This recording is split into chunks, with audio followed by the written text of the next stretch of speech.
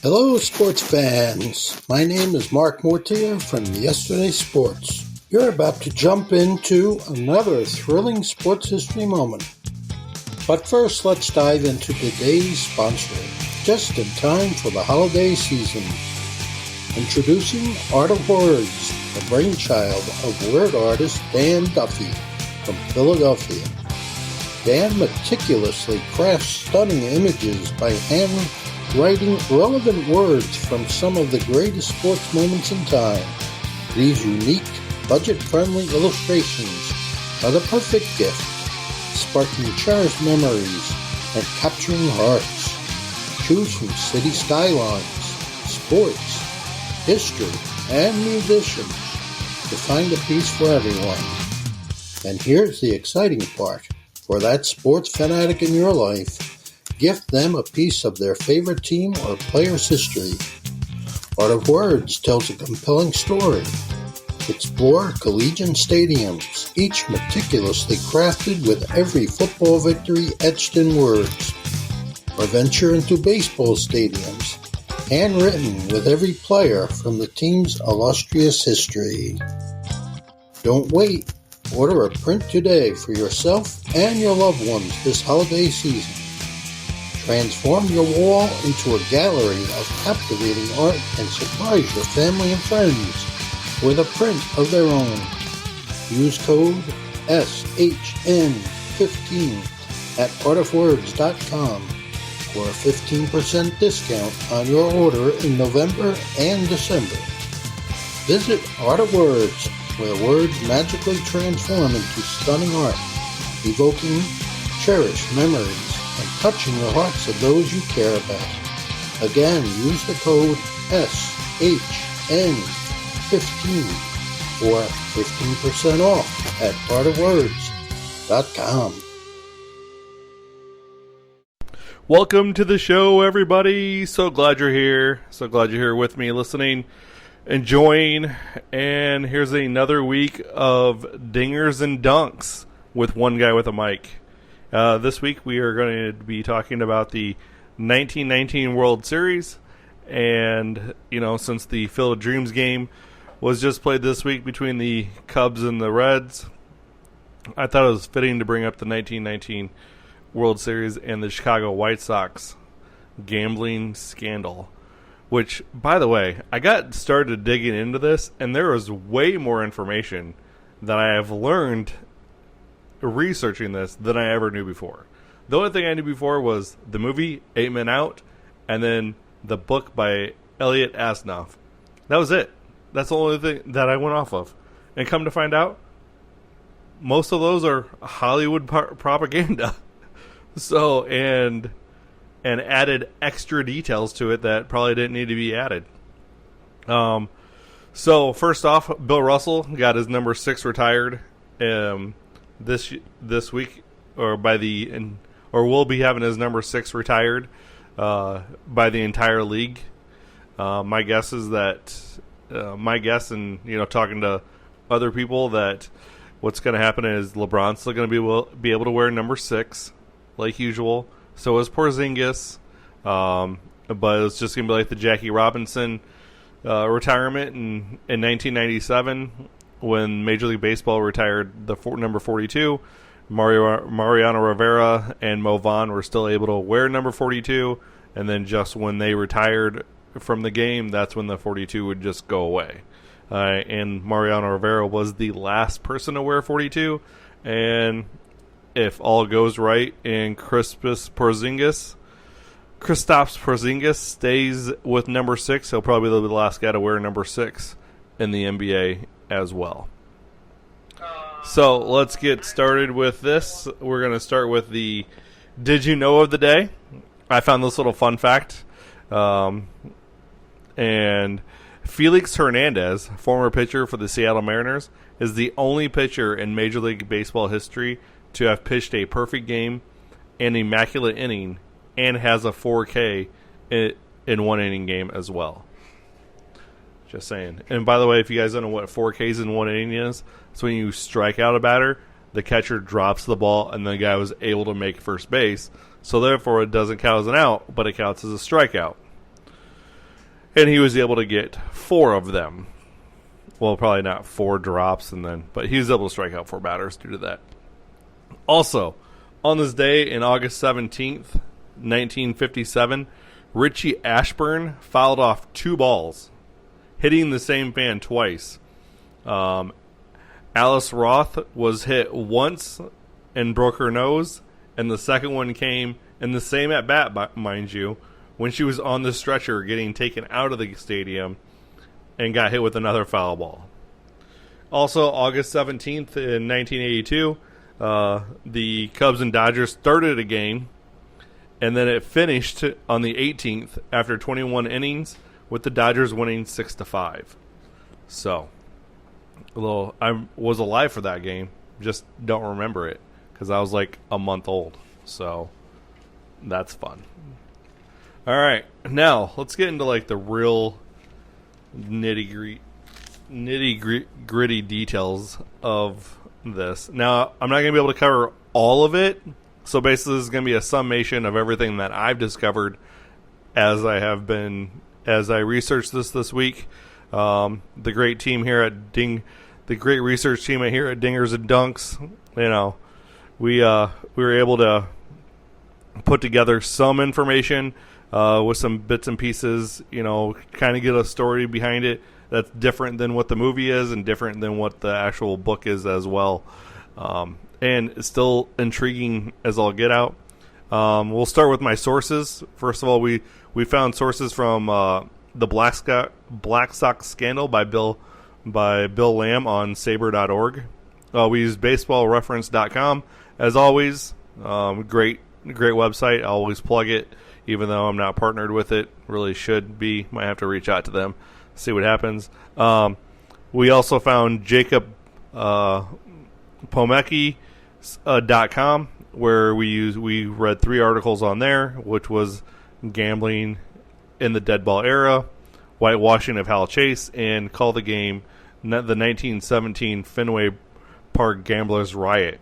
So that's all going to lead us into the Black Sox Scandal, which we also used Wikipedia for some stuff, but as always, you can't really trust all of what's on Wikipedia, just what I find and what I tell you guys. Just saying.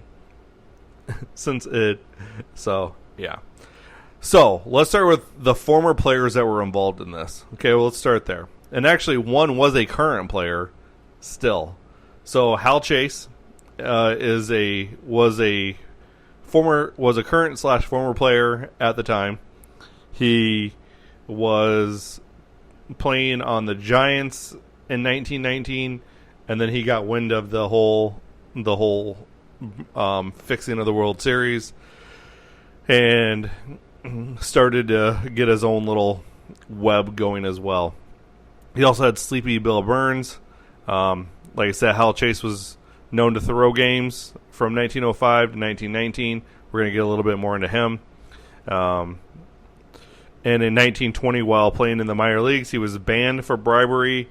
He tried bribing Salt Lake City Bees pitcher of the PCL. Their pitcher Spider Baum to lose a game to the Los Angeles Angels. And in 1920, Rube Benton, a former teammate of Hal Chase, accused him and Heine Zimmerman of attempting to bring him $800 to throw a game when they were with the Giants. CP Bill Burns was a former player from 1908 to 1912, and he made he had a lot of gambling contacts. So the players from the White Sox that were involved in this whole shtick was Chick Gandil, Eddie Cicotte, Shoeless Joe Jackson, Buck Weaver, Swede Riesberg, Happy Felsch, Lefty Williams, and Fred McMullen. And then the gamblers, again, this is even a longer list than what's in the book and the movie. You have Arnold Rothstein, known as the Big Bankroll, Abe Attell as Little Champ. He was a part-time Rothstein bodyguard and a full-time hustler. You had a Des Moines, Iowa gambler in David Zeltzer. You had Sport Sullivan from Boston and Nat Evans, but according to Abe Attell, Nat Evans was is an acquaintance of Rothstein. So basically, he's trying to say that Rothstein knew about the whole deal beforehand and whatnot. And then you also had a St. Louis clothing manufacturer / gambler, Carl Zork, and Omaha bookie Benjamin Franklin, and both of them were heavily involved in a Reds victory. So let's start with a picture of gambling in baseball. All right, so gambling in baseball was actually around for a while. It actually had been probably really synopsis with the start of organized baseball, with the start of the National League, the start of many things. Gambling played a huge deal. As found on, Gambling in the Dead Ball Era by Jacob Pomrenke.com. That's Pomrenke, Pomrenke. The fact is, he states that the fact is indisputable that as long as there's been baseball, there's been gambling on baseball. In fact, before the Civil War, many fans and players, were financially invested as well. They would actually have gambling inside the stadiums, he states, so that was a huge thing. They would do prop bets. They would do so gambling and bookies and baseball all went together, and you could say, and then the first major scandal he makes mentions of takes place in 1877 when 4 members of the Louisville team, star pitcher Jim Devlin, outfielder George Hall, Bill Carver, and substitute Al Nichols were accused of throwing 3 exhibition games and some league games, and then they were permanently banned from organized baseball at that time by William Hulbert. And then it kind of died out, but then the 20th century happened, and then the American League was formed, and Ban Johnson became president, and he noticed what happened when the National League first started, and he didn't want that to be affecting when the American League started, so he ordered no betting at all in any ballpark. But then again, that had little effect because it was just a new way for people to it had little effect whatsoever on that because people were still coming to the ballparks, gambling and everything else. And so, yeah. In fact, that year, so the 1903 World Series had a bribery attempt against Boston stars Cy Young and Lou Krieger. Krieger immediately informed Johnson, who denounced the plot, and Krieger was awarded his honesty by Johnson, paid him a pension for American League funds after his career ended. 1905 World Series had bribery rumors as well. It was suspected that star pitcher Rube Waddell suffered a suspicious late season injury and missed the series against the New York Giants. The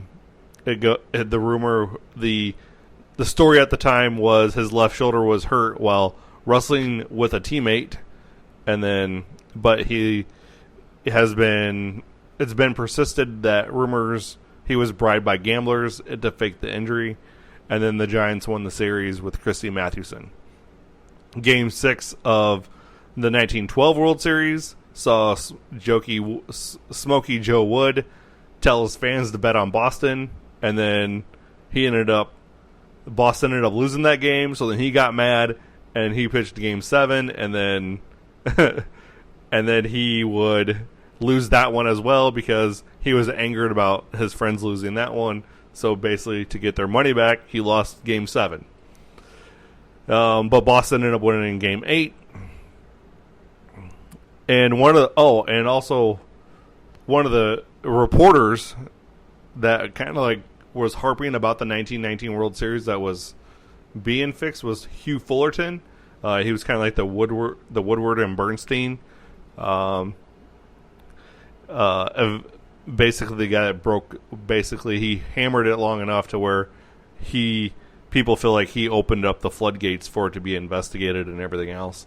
But he was quoted as saying after the World Series in 1918, the muckerishness of the fan is exceeding itself in muck this fall.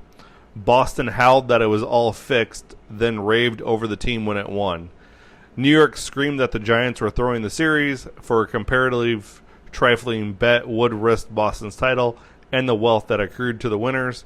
Stamp out gambling and end the talk of crookedness is at hand. So he was there trying to like get gambling out of baseball because it was really rampant. I mean, even like talking about getting in here a little bit about Hal Chase and like what he had. He was known for missing signs, and he was a hit and run specialist. He was known for missing signs.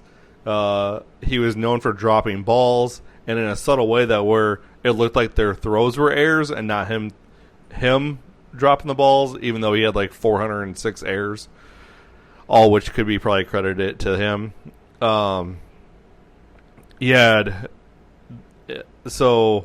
You had that. You also had baseball owners running around with bookies and owning casinos and everything else.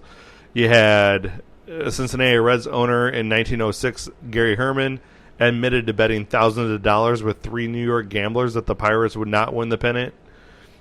You had New York Giants owner Charles Stoneham and John McGraw co-owned a racetrack and a casino in Cuba. And McGraw business interests also included a Manhattan pool room that he co-owned with Arnold Rothstein, who was part of the 1919 World Series. So you really had like a lot of just gamblers and baseball players mixing it up a lot is basically what you had. So Hal Chase didn't really he was running around with gamblers. He would be throwing games but really never got punished. He never really got punished until 1920 when he was when he got banned from the Mission League.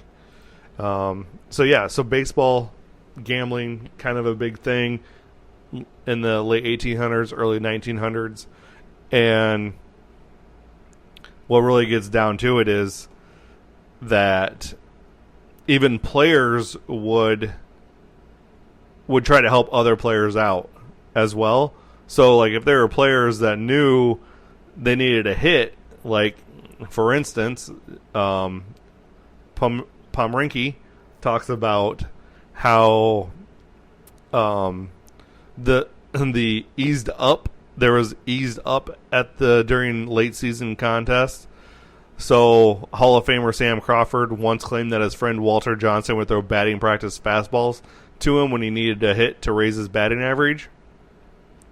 And Johnson would probably still hold the ERA if not for not leisurely allowing 2 hits before removing, and then those runners come to score, because at that point he had a 1.09 ERA, and then after those 2 runs got scored, it bumped up to a 1.14, and then Bob Gibson obviously holds the mark at 1.12, and then they raise the mound. You also had the Cleveland Indians star, Nap LaJoy, Cleveland Guardians, Nap LaJoy was credited with 8 hits and 8 at-bats during a season-ending doubleheader against the Browns. At that point, LaJoy and Cobb were both tied for the batting title, and it was a new car from Chalmers Automobile Company. And so here's Ban Johnson hearing about this, and then because it was basically around the baseball circles that the Browns manager had ordered rookie third baseman Red Corridon to play well behind third base, and then therefore O'Connor and Corridon both hated Cobb. I mean, everybody pretty much hated Cobb back then. Even his own teammates hated Cobb. He was just very unlikable because he was out there to just beat everybody down. LaJoie laid down 6 bunt singles and beat them all out. So, and then, so there was that. It was just one of those things. I mean, Cobb still won the batting title, though, because he had a 384 and 944 average compared to LaJoie's 384 084 average. And then Chalmers ended up giving a new card to both of them. So, and then here's the White Sox in 1917 asking the Cobb's Tigers, or a few years later, it was Cobb's Tigers who were asked to lay down to help an opponent. In this case, it was the White Sox. September 1917, the first place White Sox were in a close race for the AL pennant. They met the Tigers in a crucial series. White Sox won all 4 games against Detroit while stealing 22 bases. And the catcher, basically, Oscar Stanage, saying, that wasn't too unusual for me. Yeah. And then after that, each Chicago player contributed $45 to a pool for the Tigers pitchers. Even the clean Sox, like Eddie Collins and Red Faber. And then that money was given to Bill James, who distributed it to the rest of the staff. And it was just baseball as usual. So, yeah. So a lot of tomfoolery, shenanigans. A lot of money was passing hands for whatever. And then it all led up to 1917 in Boston with the Red Sox versus the White Sox. Oh, here the Chicago White Sox are involved in another gambling situation. So I'm not saying that they threw a World Series, but I'm also not saying the gamblers, kind of liked them as well. So here you have it. You have the Cincinnati Red Stockings.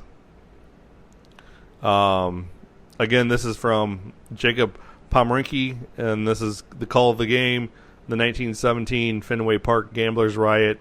I would definitely go find these on the internet and read them, more than what I'm able to give a little synopsis of on these, because they're all very intriguing as well. So in this part, he kind of breaks it down to where all the gambling was. You had the Cincinnati Red Stockings as the first professional team. Obviously, that helped form it in 1877. Then you had the Louisville team of the National League throw 3 exhibition games and suspected of throwing the league games as well, then getting suspended. And then here comes the American League forming. And then we have the National League, and we got 2 different leagues. We're going to have a World Series played together. And so, yeah. So then Ban Johnson, who is the president of the American League, basically bans all betting at all his league's ballparks. Okay? But so that really wasn't really going to fix things, because you still had owners like Harry Frazee, the owners of the Boston Red Sox, the guy that's famous for selling off Babe Ruth, that he basically ran around with gamblers. And Harry Frazee was the first owner that wasn't handpicked by Ban Johnson, because the American League has always been known for a good old boys association. As I like to say, is that they always handpick an owner. Major League Baseball pretty much does that on a regular basis anymore. It seems like the owners just pick whoever their best friend is.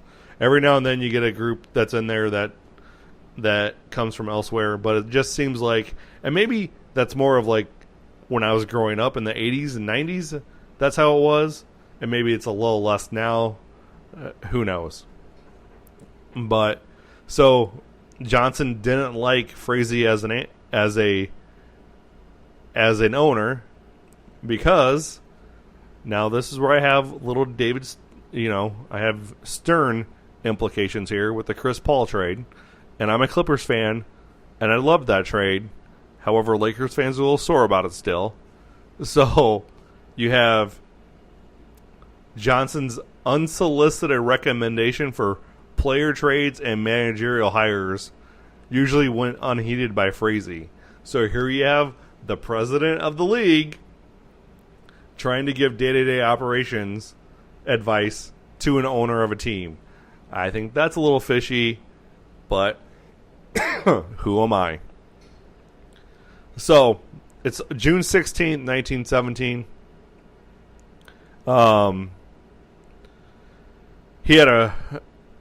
So, Frazee has no indifference to gamblers. Didn't care. They could show up to the ballpark all day they want. They could hang out in right field as much as they wanted. No problem with that at all. Okay? So, they go out there. Had a chance to stamp out all the gamblers at once, and because of this big old riot. All right? So, on June 16th, you have a violent thunderstorm that continued to pound the Atlantic coast on Saturday. Okay? That Saturday. So, you have police in the building, but they basically didn't do anything in this whole ordeal. You got Eddie Chicote and Babe Ruth on the mound for the day. Okay? So, it's downpouring rain. People have placed their daily wagers, large and small, on the games in the right field stands. Okay, Harry Frazier has a special police department on there, and there was fights and everything else, but nothing really that really took care of anything. Well, what ended up turning up is that with this rain and the Red Sox being down, Chicago was already had the lead, and people started calling for the game to be called because of the rain. If they would have just got to the fifth inning, it would have been an official game. So in the fifth, Ruth records. So Ruth in the fifth, top of five, gets two quick outs. Ray Schalk, the catcher for the White Sox, flew out to center, and Chicote grounded out to the shortstop. Okay? And then leadoff hitter Shane O'Collins stepped up to the plate for the White Sox, and all hell broke loose. A crowd of about 300 fans from right field bleachers, led by some tall man in a long raincoat, leap over the fence, and march onto the playing field. You have a former player from the Cubs in his first season as a Major League umpire called time right away. And then he stood there and gazed in amazement to see what the crowd would do. They didn't rush players. They didn't rush umpires. They just stood around on the field to hold up the game. Okay? And they were obviously stalling time so that way this game would call, so then they would get a rain check for the day, plus they would get their bets back as well. So, and then you have all this goes down. They get out of there. The mob, they finally get the mob off the field. Blah blah blah. But then you have the gamblers after everybody's dispersed out the field. So, so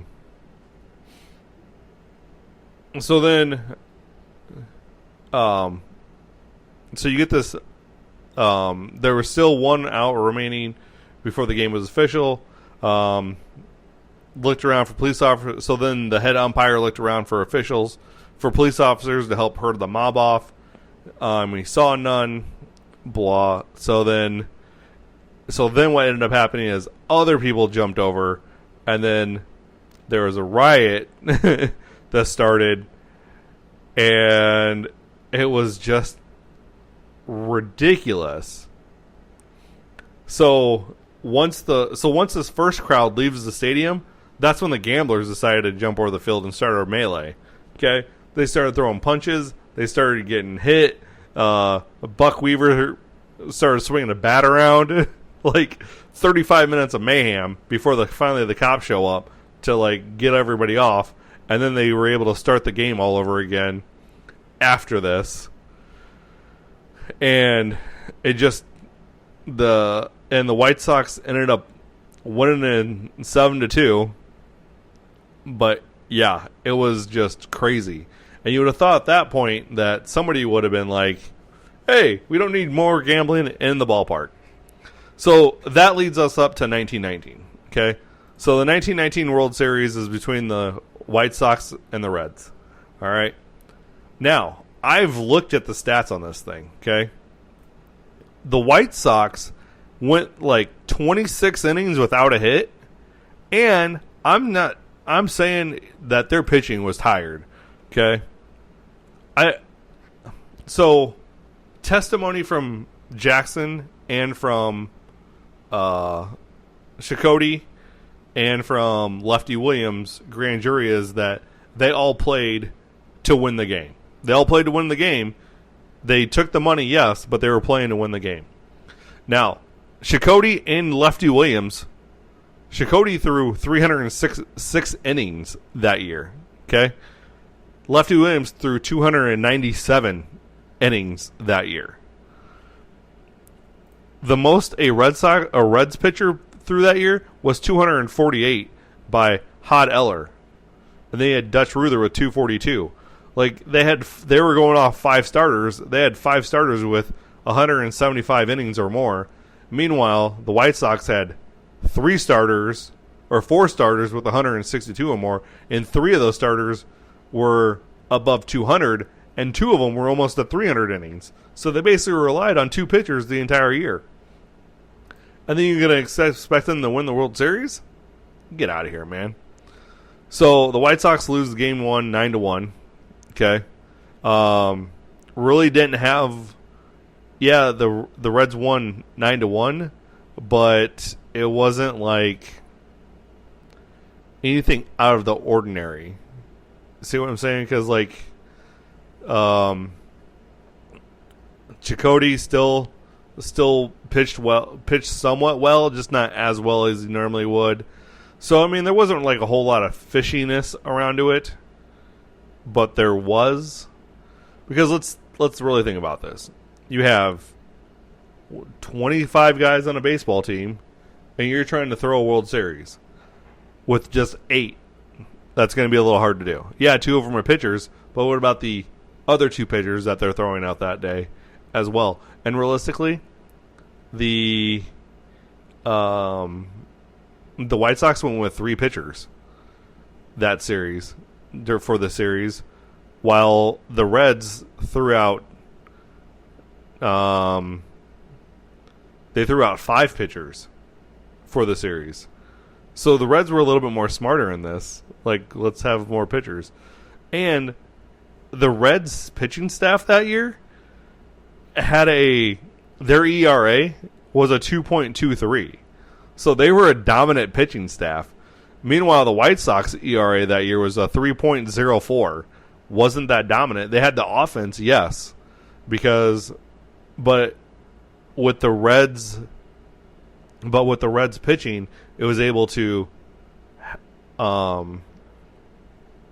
soften that lineup. So I really think that even if you go in and throw out the fixed allegations here, I really think the Reds were probably the better team anyways to win this game.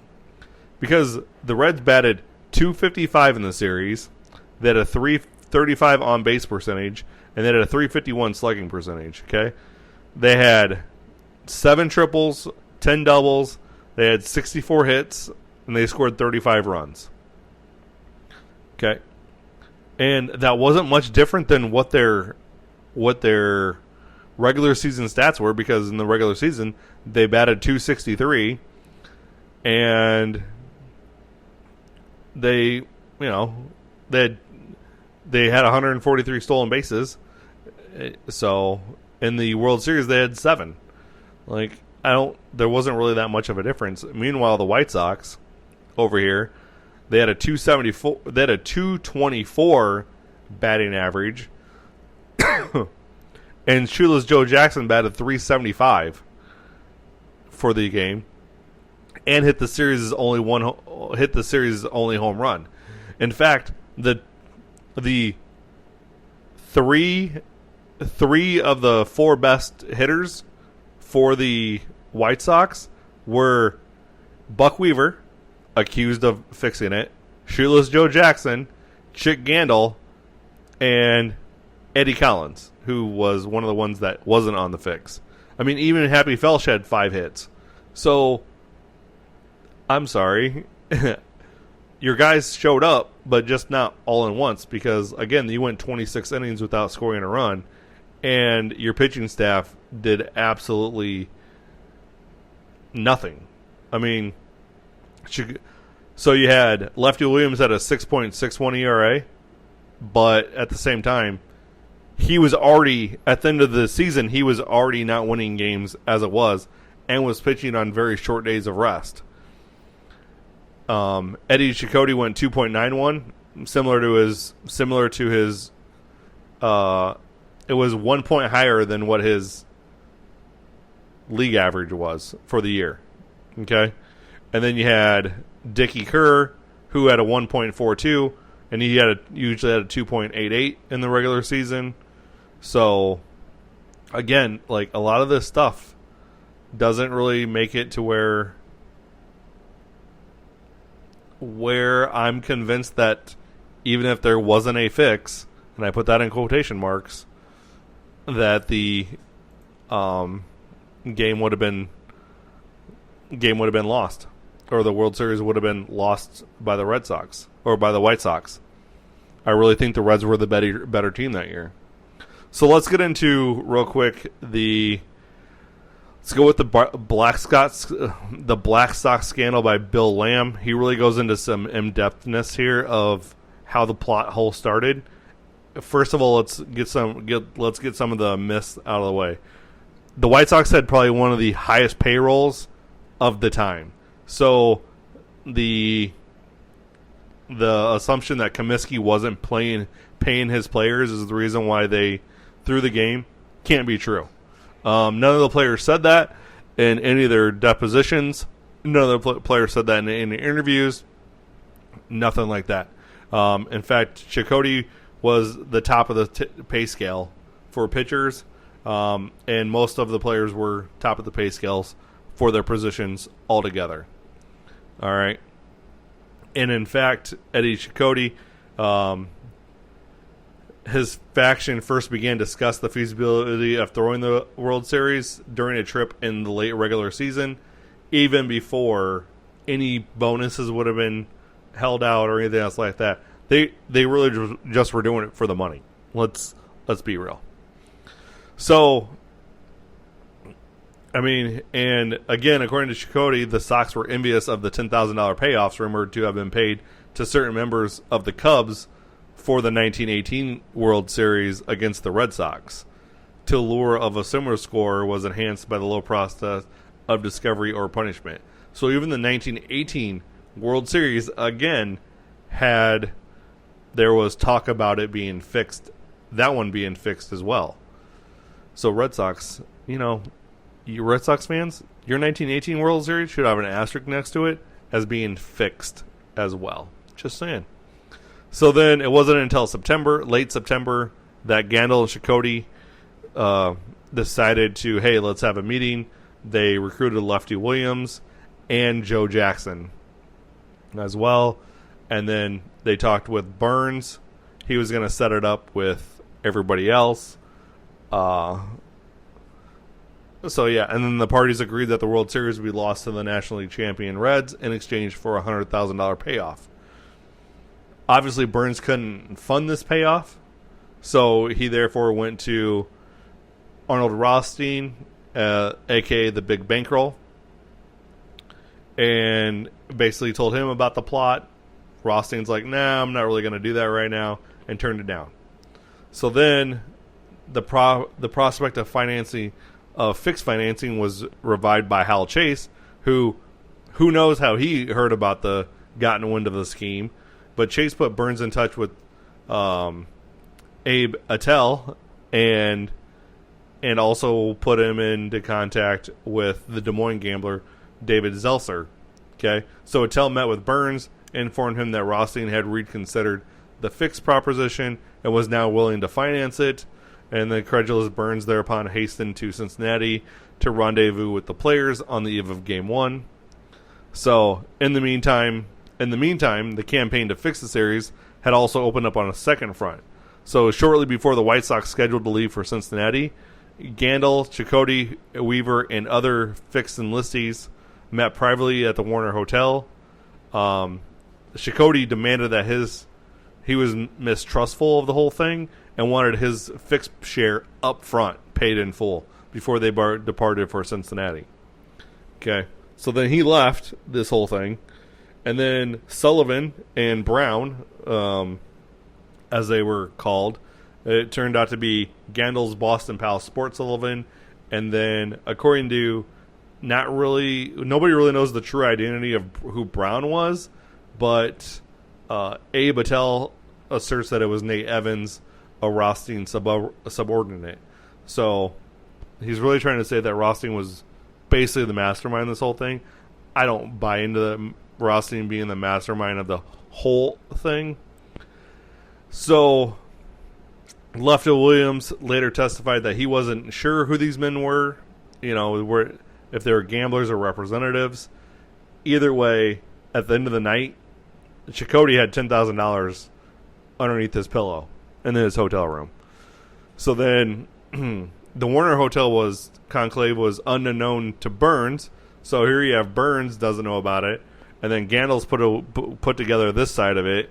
So Burns, Attell, and Bennett and Zelser met with all the cooperative players except for Joe Jackson in Cincinnati, and then it was agreed after some wrangling that they would be paid off in $20,000 installments following each White Sox loss in the best of 5 of 9 series. So this is where Hugh Fullerton comes into place, and his ears start ringing a little bit, because as Burns is leaving the hotel, he runs into Hugh Fullerton, who's an old acquaintance, and Fullerton had confidently predicted the White Sox would triumph, and Burns made the assurance that the Reds were a sure thing. So then Fullerton starts thinking, there's something afoot here, and so then he starts watching the game. Him and Chrissy Mathewson then start breaking down the games and putting it in newspapers, and everybody was thinking, yeah, whatever, it's not really a thing, whatnot. So then this is where it gets really, really tricky. So Game 1, the White Sox lose, right? And then they were stiffed after that first loss. Attell didn't pay him the $20,000. So the White Sox fulfilled their side of the fixed agreement in Game 2, and then they still got stiffed. So now they're owed $40,000. But then Burns only delivered $10,000 to the players after Game 2. So then what ends up happening is Gandil... So then still he and Mark accepted Gandil's assurance that the Sox would lose Game 3. The two fixed middlemen were then wiped out, losing their entire wagering stake when the White Sox posted a 3-0 victory behind Dickie Kerr. Okay? So again, whether they continued or not, because Jackson did state that they did try to throw Game 3, only to be thwarted by Kerr's superb pitching performance. However, Chick Gandil did hit a two RBI single to win the game as well. Just saying. So there was probably a little bit of a little get back at that game, and then they would go on to lose the fourth game. They would lose that. Chakotay pitched good, but there was a couple of misplays that he had on defense, which wasn't out of the norm for him realistically, because Chakotay wasn't really a defensive pitcher. He wasn't that type of guy as I looked through his stats. So he did receive a little offensive help because they were, like I said, this is also when the White Sox were in a 26 consecutive innings without scoring as well. And they went silent again in Game 5, only imagining 3 hits and losing 5-0. So Meanwhile, uncertainty reigned in gambling quarters after the unscripted White Sox victory in Game 3. Burns reportedly acting at the behest of Abe Patel approached Gandil about resuming the fix. Gandil didn't say anything to him, but that brought the curtain down on the debasement that the 1919 World Series was far from clear. So then Burns, Attell, Zeltzer combined was not the only group that the White Sox had taken money from. Again, there was other groups that they had taken money from, right?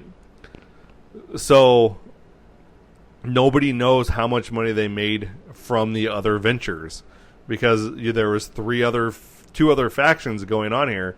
So here you have the White Sox basically setting up with all these gambling circles to throw the game, it seems like, and just taking their money. Doesn't mean they're going to actually lose the series. They're just taking their money at this point. So, and then after that Game 2, player gambling falling out, and then Game 3 with the win, and then obviously Game 4 and 5 they lose. They end up getting with Carl Zork and from St. Louis, who's a St. Louis closing manufacturer and gambler, and Omaha bookmaker Benjamin Franklin, and they were invested in a Red Series triumph. Like, they had money tied up to this. So they wanted to make sure the fix was in, is what they were trying to do. So then back on the diamond, the White Sox teetered on brink of elimination, having only won one of their first 5 series games. They looked to lose Game 6, but then their bats finally came out alive, and you had Buck Weaver, Joe Jackson, and Happy Felsch all get hits, and then they rally and tend to win. So again, they're playing to win this game. So what ends up happening though is that and then they end up winning Game 4, or not Game 4. They end up winning the next game, Game 7, 4-1, behind RBI hits by Jackson and Felsch. So again, you have the guys that were in on the fix still hitting the ball, okay, and still progressing.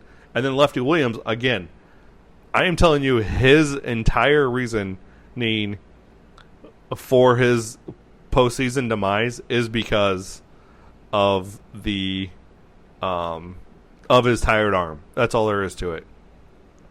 So they end up losing Game 8, and then Hugh Fullerton comes out the next day, puts out the rumors that, hey, this is, that there's stuff out here, there's gambling things, gambling issues, all this other things, and then you got Comiskey, who still believes it and ends up bringing all the players back, but then starting to do his own investigations and into the fixing as well, and come to find out that the rumors were true, that there was a fix.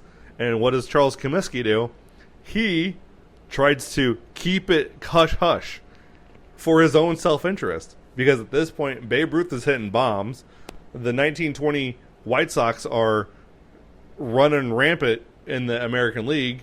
And it's now post-World War I, and now all the normalcy is starting to come back that was pre-World War I.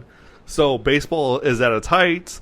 Comiskey's getting all this money. And then you have a game in late August between the Cubs and the Phillies that was thrown. And that's when Bill Veeck Sr. and William Wrigley get livid. Because there was also rumors that the 1919 PCL crown was thrown as well, and was livid over the prospect that his Angels were cheated out of the PCL pennant. So Bill Veeck is now pissed off and wants a investigation into this. Okay, prompted Veeck to make public disclosure of the Cubs-Phillies fix reports and to pledge Club Corporation with any investigation to do so. Okay, the revelation of that outcome then turns its attention back to the Black Sox, because Cook County Judge McDonald and Ban Johnson weren't a fan, basically wanted to and Ban Johnson still wanted to get gambling out of all baseball. Is where it's at. So then other baseball fans kept pressing for a grand jury. They come to get a grand jury. The grand jury is supposed to look at the Phillies Cubs, and it turns out to be looking at the 1919 World Series instead. Oh man, this is like bonkers stuff to it. Okay, so then the Cubs Phillies game gets relegated to secondary status, right? And then for the next 2 years, you have them investigating the 1919 World Series and the Black Sox, okay? Or the White Sox. So, and it was on October 29th. So, on September 27th, basically, everybody that was involved in the thing was came to light.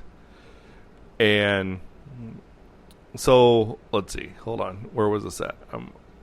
So, September 22nd, 1922, that's when the panel's attention would be focused on the World Series.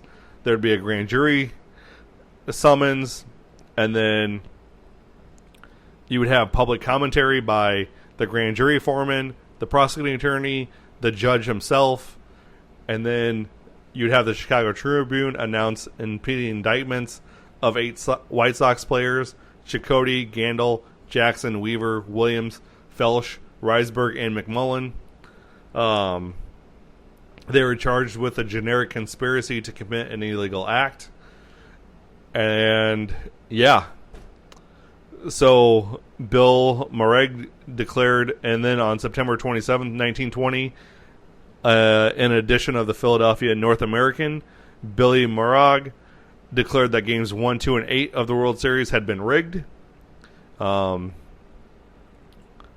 Yeah, so it kind of just, and then that like went all over the place. And then you had a day later, Eddie Chakotay and Joe Jackson admitted agreeing to accept a payoff to lose the series when interviewed by White Sox legal counsel. And then they repeated this oath under admission under oath before a grand jury, but neither confessed to making a deliberate misplay during the series. They just said, yeah, we took the money and agreed to throw the series, but we really didn't try to throw the series.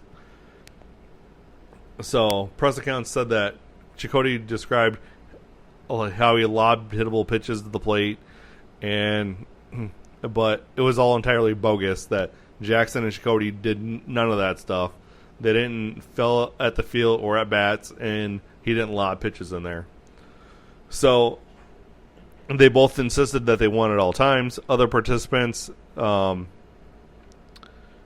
other player participants in the series fix were identified by Chakotay and Jackson, but apart from laying blame on Gandil, neither man disclosed much knowledge of how the fix even had been started or financed. And then Lefty Williams did the same thing the following day, saying the same thing. I played to win the game.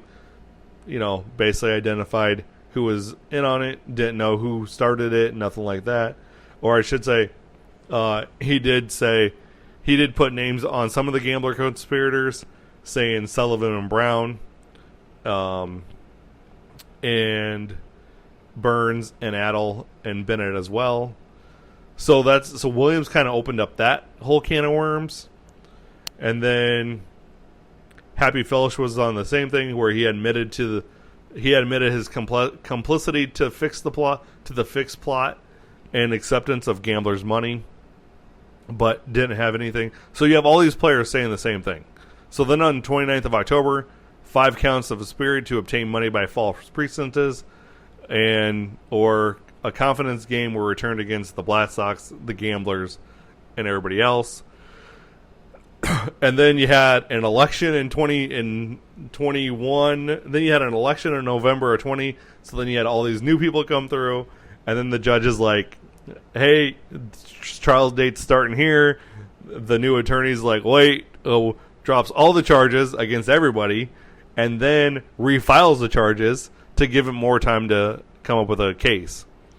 So goes to trial. They bring up Bill. They go get Bill Burns from the Mexican border, and thanks to Billy Marg, who was financed by Van Johnson to go get this. So here, Van Johnson's really, really digging his heels in to getting this done. So they put Bill Burns on the stand, and basically he turns state's evidence, whatnot, gives them all the details, and then, so then everyone thought that all the Black Sox were going to take the stand. So Bill Burns takes a stand. Then they bring up Billy Marag, and then Then the state doesn't bring anybody else up after that, even though they had a whole list of people that they were going to, and said they're ending their case. Well, then the defense didn't bring anybody up from there, and what they did was they presented White Sox club secretary Harry Grabner to testify about club revenues and undermine the contention that team owner Comiskey or the White Sox Corporation had been injured by the fix of the 1919 World Series, which the jury foreman later would tell the judge that influenced us more than any other witness.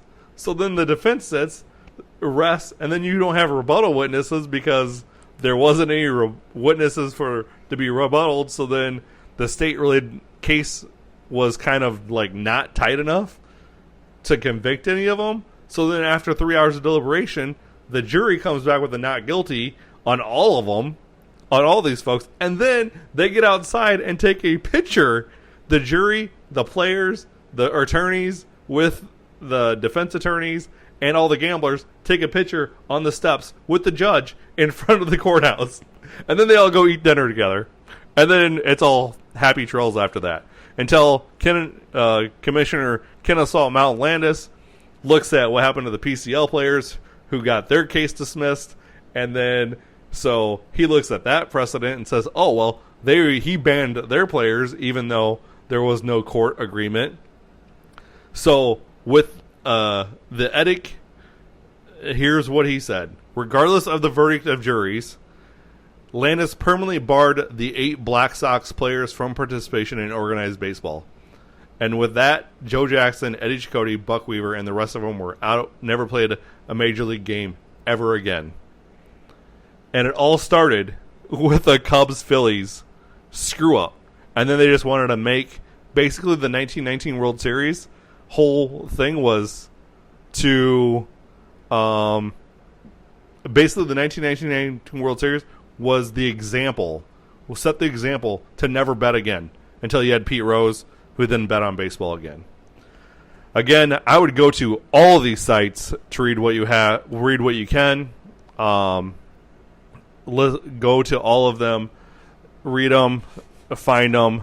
The Black Sox Scandal by Bill Lamb. You can find that on saber.org. Baseballreference.com has all the stats. Check it out. Jacob Pomeranke, his 3 articles are by far the best articles I've ever read.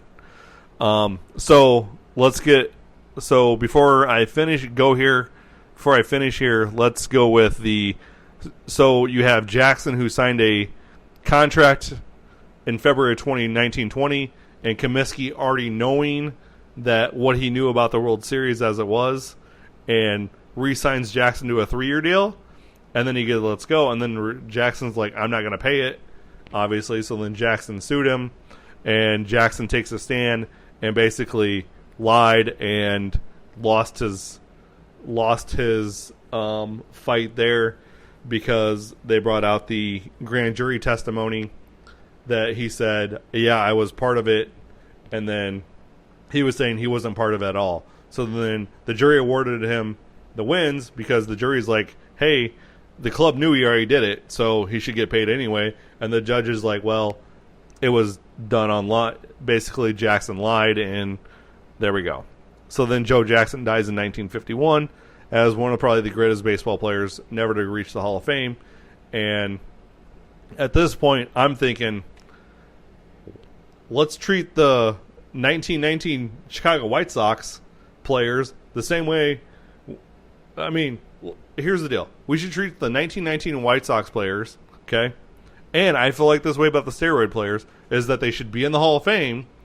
The players that deserve to be in the Hall of Fame should be in the Hall of Fame because everybody was doing roids at the time, and everybody was gambling on baseball and throwing games. That's all I'm saying. So, again, go check this stuff out. I went way over my time, but there was a lot of information to unpack here. I went fast. I know it. So, you might have to come back and listen to this episode 2 or 3 times. But, hey, make sure you download it at least once. I get download credits, so that's what we need to do. All right. Also, find me on Twitter, One Guy with a Mic. And we'll talk more about this because as a kid, I was always fascinated with the Black Sox. And now I've read more articles and I'm even more fascinated about it. And I should have probably done a 2-part about this. But I think next week we're going to do point shaving in basketball because that's fun as well.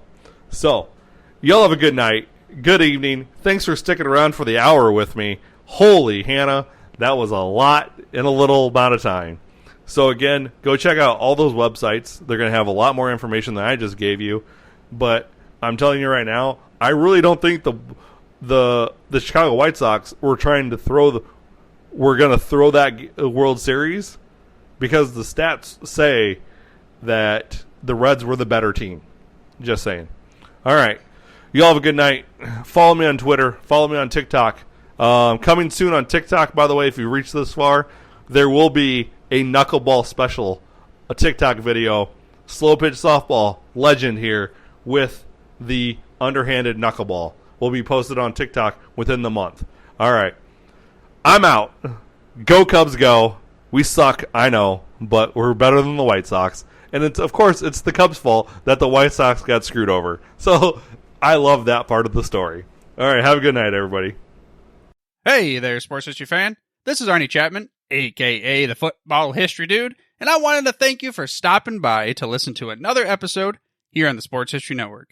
Our podcasters are passionate about uncovering and sharing sports stories from yesteryear. And if you didn't know it already, we have over 30 shows across the network covering all sorts of sports history topics. In fact, here's a glimpse into one of our awesome podcasts here on the network. The Pigskin Tales podcast is all about the lesser-known pro football players. Yes, there are stories about the ones we know, like Brad Tarkenton and Harold Red Grange. But have you ever heard of Ernie Nevers? How about Dave Osborne or even Grady Alderman? These men created their own path to the NFL. How did they do it? Listen to the Pigskin Tales podcast, now streaming on your favorite music platform. Go to pigskintales.com. How about that? I bet you're super hyped to go listen to that new podcast, right? Well, to learn about this show and all the other podcasts on the network, head over to sportshistorynetwork.com/podcast. Again, that's sportshistorynetwork.com/podcast. Head over there today to find your next favorite sports history podcast.